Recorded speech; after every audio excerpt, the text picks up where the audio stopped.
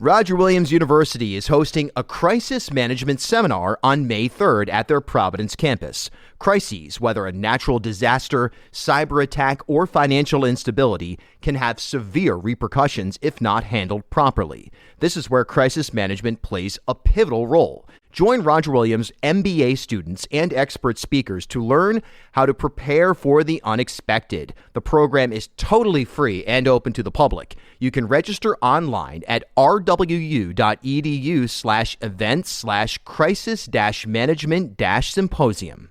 This is the Bartholomew Town Podcast. Hey everybody, good evening from Providence, Rhode Island, where I'm at the studio. I'm back at my place. Just had a little dinner, and, hey, I went and watched the last of the 4 gubernatorial debates tonight. This time it was the Channel 10 debate, moderated by Gene Valicente, the anchor at Channel 10 at 6 o'clock. He's also the morning host on WPRO. And it was held at Rhode Island College, the same venue that the Publix Radio Providence Journal anchor, which is the Rick student newspaper, debate was held. So a familiar venue. A couple of things. So first of all, I guess it was about 2/3 full tonight. I was sitting in the front row. And, unlike the last debate at Rick, this time the crowd felt much more evenly divided between Kalis supporters and McKee supporters. I guess last time the McKee people were saying there was some kind of confusion about the distribution of tickets and how many people could be invited or something like that. I don't know what happened, but this time it definitely felt much more equally divided. It was lively. There were a few times where Valicente was like, if you boo again or you heckle again, we're going to eject people. As far as I could tell, no one got ejected. I mean, it was pretty lively, but for the most part, it didn't interfere with the back and forth, the actual debate itself. And, hey, we've seen this show before. We've seen this show before now a total of 4 times, including on Monday on the WPRO debate that I moderated, which you can hear, by the way, at 997wpro.com. Just click on the Election Central tab or head to my Twitter at Bill Bartholomew. I'm going to pin that to the top of my account as we head into the weekend here right before Election Day. But honestly, this debate was very similar in tone, in vibe, in specific questions and answers as the previous debates. There was one bit of kind of a nugget, if you will, of news that came out of it, and that is that Governor McKee said that he saw the RICAS scores. He has seen the RICAS scores, and he said that, look, reading is down a little bit and math is up. The question is it up from pandemic levels or pre-pandemic levels? I think we all know, or gut would tell us that it's up from pandemic levels comparatively with 2018 or 2019. It's hard to imagine that they have these scores have outperformed. But he says that there's a chance that the RICAS scores will actually be released before Election Day. And so after the debate, I saw both candidates. I spoke with Governor McKee and I spoke with Ashley Kalis. The governor seemed like he was in good spirits. As he was walking out, he was joined by Bob Walsh and a bunch of supporters. Bob Walsh, the former head of the NEA, the teachers union here in Rhode Island, the biggest teachers union, I should say. And look, he seemed to be in good spirits. His team was in good spirits, but so too were the Kalis people. I saw them. Like I said, I saw Ashley Kalis. I asked her a couple of questions. She said that the biggest thing, that the big takeaways, if you will, from this debate were, one, that the governor is going to release the RICAS scores, and that the governor admitted in a debate that his administration was under FBI investigation. So that was her big takeaway when I spoke with her afterwards. But, there really wasn't anything significant in terms of an evolved position that's changed from the first debate, the WPRI debate, through the Publix Radio Projo debate, through my debate with WPRO, and then today with Valicente, the Channel 10 debate. I mean, pretty similar approach. And you can kind of gauge the whole campaign for each candidate from any of these debates. You know what I mean?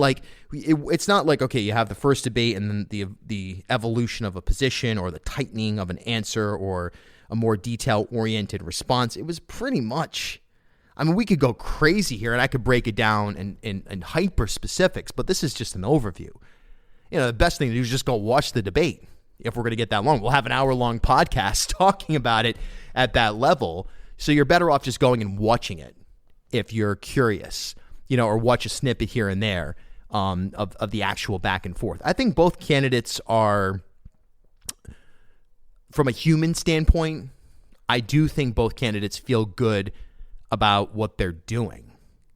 You know, and that's from body language. Again, that's from some conversations off record and just kind of even a little bit on record after the debate that we're just, I think both candidates are going into the final weekend, the final stretch here of trying to collect whatever momentum they can, win over whatever independent voters they can.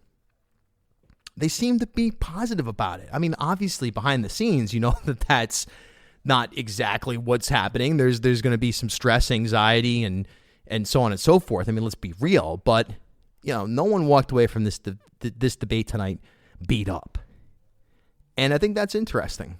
You know, there was also a congressional debate beforehand, CD2 Fung Magaziner, a debate that we had on WPRO that I moderated last Friday as well. I didn't see that in its entirety. I was able to catch a little bit. I'm on the radio at that time. This debate was at 4 o'clock in the afternoon on TV. I don't know what that was about. I'm guessing it's logistics. There were some fancy, you know, backdrops and, you know, camera equipment that were installed for these debates today at Rick that NBC 10 did. I wonder if they're like owned by Sinclair and they're kind of rented for one day or something like that. Some logistical reason led to the congressional debate taking place at 4 o'clock in the afternoon. So I couldn't watch it live. I heard some snippets of it. I was able to check in here and there. And, you know, I'm going to have, before I really remark on it any further, I would like to just watch it. So I'm actually going to pause right there in terms of any analysis because I haven't seen enough of it to really offer a take. But, you know, on the governor's side, like I said, hey, these people are who they are in terms of public facing.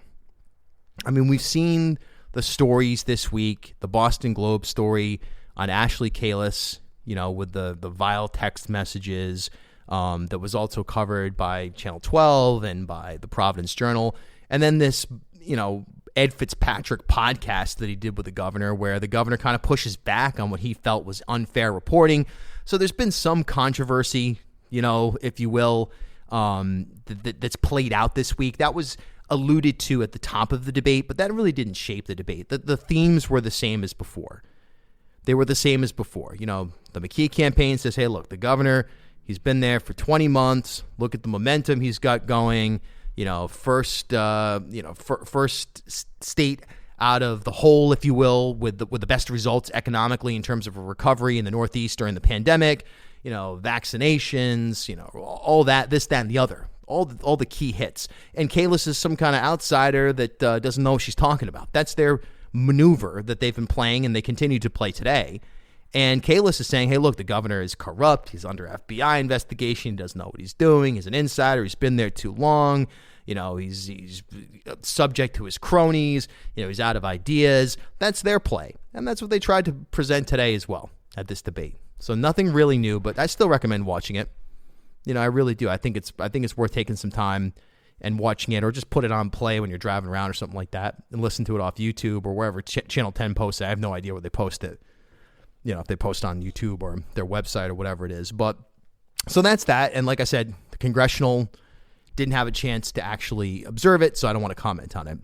So earlier today, and on the podcast that I posted on last night, I asked a question, as we head into the home stretch of election 2022, is there anything that you're looking for that might move the needle on races that you were undecided on?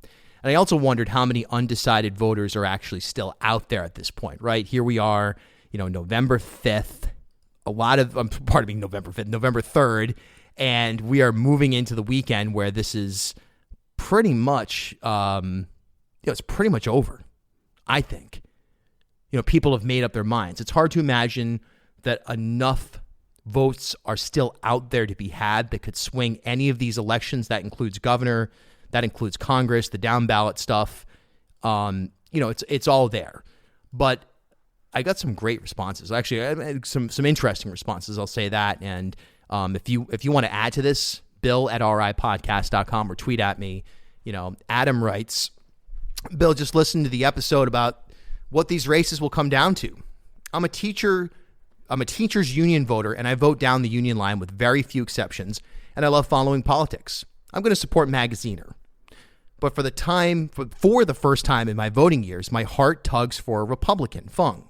As a son of immigrants, he worked his way up, and as a teacher of multi-language learners, I respect that greatly. He's also my neighbor, and he was my mayor for the first year that I lived in Cranston. I think if he were truly to stand as an independent thinker who would actually stand by a woman's right to choose, as he says, and support Social Security as it is, and would be willing to be a voice of independent thought and argument in Washington, I'd support him. But I'll be damned if that picture of him smiling in the Trump hat doesn't stick with me. I think he would more often than not fall in line, and I cannot support that. So in short, I'm for Magaziner based on how he will vote. But if he loses, I'd be curious what Fung does. And I think that there's a lot of people out there with that sense of curiosity. Very interesting. Matthew writes, the answer to your question is that Trump has nothing to do with this. It comes down to consistency and forward thinking. McKee didn't even show up to his own press conference today, talking about yesterday, the press conference that Sabina Matos held, reacting to the Ashley Kalus text messages that were revealed. Ashley looks outside the box and hopes the locals are willing to have input on what needs to change and what doesn't. I know dedication, and Ashley, she has it. Interesting. Erin says the big thing that she's looking for is vaccine mandates. Well, the governor and Ms. Kalus answered that in my debate that I held, not my debate, the debate that I moderated on Monday for WPRO, and both of them are in agreement that it should be a parent's choice when it comes to school vaccine mandates. Anna writes, we have nothing, a blue cage or a red cage. The good news is things will eventually get so bad that all the peasants unite and demand better. Hey, you know what? I don't agree that we have a blue cage or a red cage, but look, I'm an independent. And look, let's be honest about the system that we have here. We've got two private organizations, the Democratic Party and the Republican Party, that the state holds and conducts primaries for. And as I've said a million times, at the end of the day, there are major differences between Republicans and Democrats. Let's not go that far. But at the end of the day, they're both just sectors of the business party. That's the interest that they protect. These aren't labor parties. Now they get labor support in one way, shape, or form, more so in the union organizations.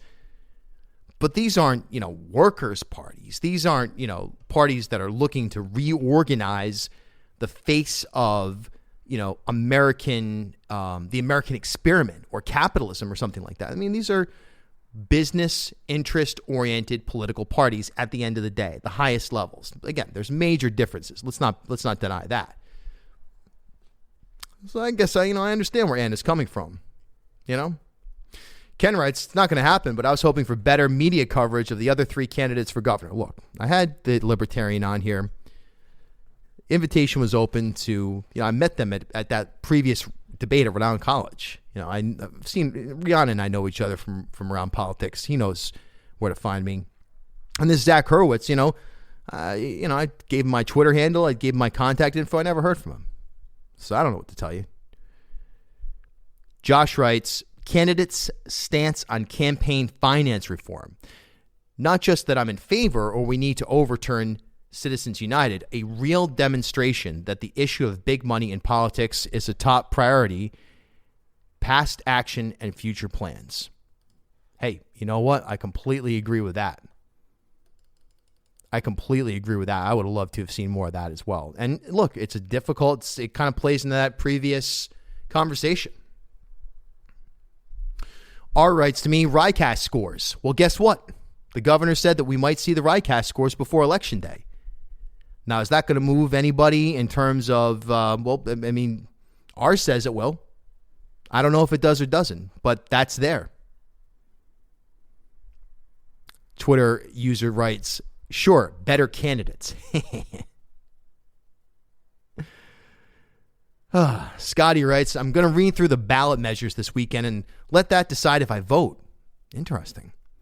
As far as the candidates are concerned, I've gone from undecided to completely unimpressed. Everyone seems content trading in culture war dunks while letting the working class drown. Wow. Eric Rube of the Providence Journal writes, which high school football games will the candidates be at on Friday? I'll tell you who's mastered that is Alan Fung. I mean, he's got the videos. He's going through Cranston West, Cranston East. I think I saw him in Hendricken. He's high-fiving. They've got the band blasting, or he's got some kind of celebratory, corporate pop music blasting behind him, and he's high-fiving everybody. He's figured that out. A lot of the reality of it, though, is that, hey, look, those kids don't vote, but their parents do, But yeah, that's a good point. Eric Rube brings up a good point there. Like, where are the candidates this weekend? And a place where you're not interacting directly with voters, but you're interacting directly with the community. And of course, there are voters there. There are adults, obviously. They go to high school football games. I'm not saying that. Obviously, people who have kids on the team or just go for recreation and entertainment. Fung's figured that out better than anybody. You got to give him credit there. Mitch writes, I'm tired of hearing all the politicians tell us what the issues are, but none of them are actually telling us how they will fix them. Yeah, I mean, to an extent, that's true.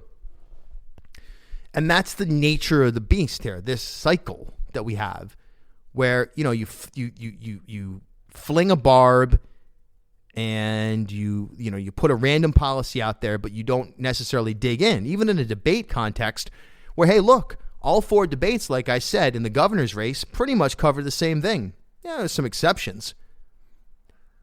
But it's not as if, when you have in the early stages of a campaign cycle where you have a forum on education, a forum on poverty, a forum on, specific topics. Here, you got 55, 60 minutes to cram in a ton of major topics that are going to affect our lives, all of our lives, in a very meaningful way.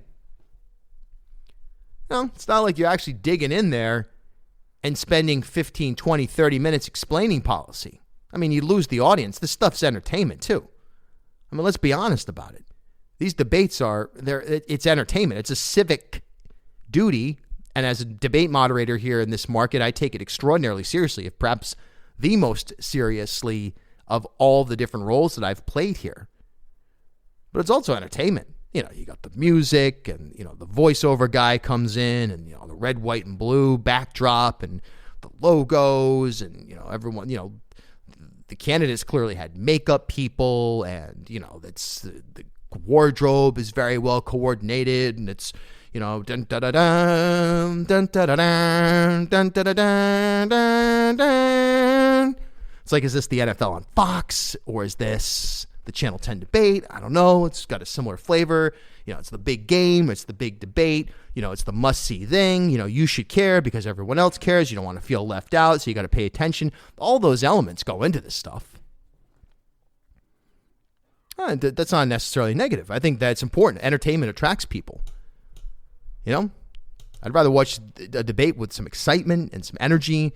And I liked how, I don't love booing and this, that, and the other in the debate, frankly, just because, come on, you can't really hear what's going on. But, the energy is nice, too. And I liked how Gene let it go a little bit.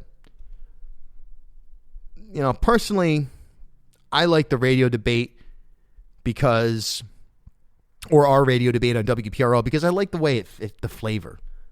You're in a studio. There's no cameras. It's just you and a microphone broadcasting to tens of thousands of people. That's it. Let's just talk about this stuff. So the theatrics are reduced, but they're still there. Let's be honest. We got the theme music's blasting, the voiceover guy comes in, and bam, here we go. It's showtime, baby. It's show business. Debates are show business. It's entertainment. It's infotainment. It's civic duty as well. It's politics. It's government. It's important. It's all of the above. Nothing wrong with that. But because of that, you can't bore people to death when you talk about school choice. You got to talk about transportation. How are you going to pay for that? Where's that going to come from? 3 hours later, you might have an answer. That's not what this is about. If we eliminated by law music, sports, video games, social media for anything other than informing voting. And literally all you had to do besides your job, you're bored at work, you type in ESPN.com, it just comes up, can't go there. All you can do is dig into issues. And voting was compulsory. Everybody had to vote. I still don't think that you could get to a point where every issue is fleshed out in a way where people can understand, here's how person A will handle this from top to bottom, and here's how person B will handle this from top to bottom. Just the nature of the beast. We're all human. All these people are human, believe it or not. Everyone up on that stage tonight was human. And as such, they celebrate, they hurt, they believe in things deeply, and they're unsure about things. And even if you're governor, president of the United States, that's a fact. And you got to remember that. And you just got to ask yourself, who gives you the best shot? Who gives you the best shot? If you got an email you want to send me, bill@ripodcast.com. I'll try to get to more of them next time before Election Day. I'm going to try to hop on here as much as we can before the big day on Tuesday, which, by the way, I'll be with you on Tuesday night, live on WPRO, starting around 8:30 or so. I'm not going to go crazy. We don't need to sit there and stare at the computer at 8 o'clock or something we'll let you know. We'll come in when the returns are actually starting to come in and we have some results. And I look forward to talking to you several more times between now and Election Day. All right, everybody, have a great night. Or if you're listening to this on Friday, have a beautiful day, beautiful weather supposedly coming here, and happy election season. And you know what? I'm glad the debates are over and we're moving on to whatever these last few days are. And remember, everybody involved in this is human. A lot of people are really, really tired, really fatigued. If you're running for office, it's like, well, too bad, right?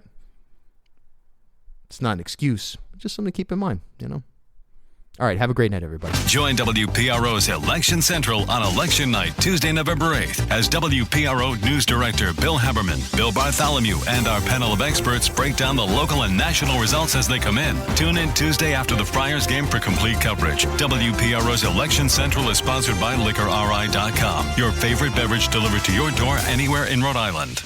With the increasing legalization of cannabis across the country, including most recently Rhode Island, the cannabis industry is growing at a rapidly accelerating pace. If you are already in the industry or wondering what is the best path to break into the cannabis field, well, the University of Rhode Island has a program to help educate you in the evolving space.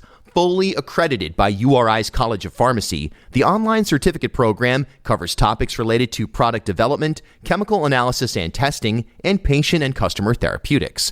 The next application deadline for the spring 2023 session is November 29th, and courses start January 10th. Join them at 2 upcoming info sessions and learn more at uri.edu/online/cannabis or give them a call at 401-874-5280. At HealthSource RI for Employers, we provide access to health insurance to more than 1,100 local businesses and nonprofits, and 96% of them renew through us every year. Maybe it's our choice of 19 different health plans, our 10 years of customizing solutions, or our one local team of dedicated experts helping employers find quality health insurance. See how our numbers stack up for you. Learn more at healthsourceri.com/employers.